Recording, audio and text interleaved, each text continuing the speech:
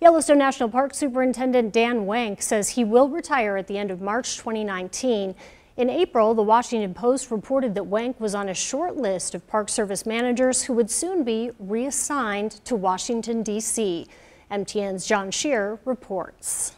It makes it very difficult. Yellowstone International work, Airport in that Belgrade. Circumstance where everyone thinks you're not going to be there much longer. So Wenck wanted to calm the fears and set the record straight. In order to bring certainty to the understanding of what the management was going to be and what it was going to look like over the next few months. Wenck told us 2 weeks ago that he wanted to keep his Yellowstone job because he felt he had unfinished business to complete. I think there's some things that I'm well positioned to finish up. Those things include being able to share Yellowstone bison with native tribes in Montana and elsewhere, wildlife migrations from the park to neighboring lands, concessions contracts, and perhaps most daunting of all, dealing with the ever-increasing number of people who want to visit Yellowstone. How we do the visitor management, that's going to need the most kind of ongoing leadership.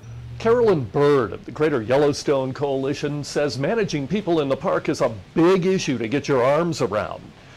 Wenck tends to agree. He calls humans the least studied mammal in the park, and he wants to add some science to that equation.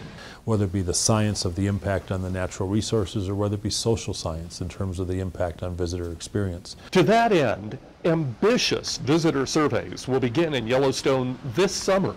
But Wenck won't be there when decisions based on those studies are made.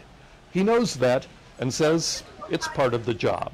I've been successful in this job and other jobs because of the work that people have done before me. He says he wants to do the same for the next superintendent and adds the park has a great staff to continue the work. And they will allow the next superintendent and their management team to make great decisions for Yellowstone. Still, Bird says Wenck will be missed. He's strategic, he's thoughtful, he's smart, and he engages in a way that really makes a difference for Yellowstone and the ecosystem. Bird, who called Wenck as soon as she heard of his announcement, offers him the ultimate praise. He's a remarkable leader. At Mammoth Hot Springs in Yellowstone National Park, I'm John Shearer for MTN News.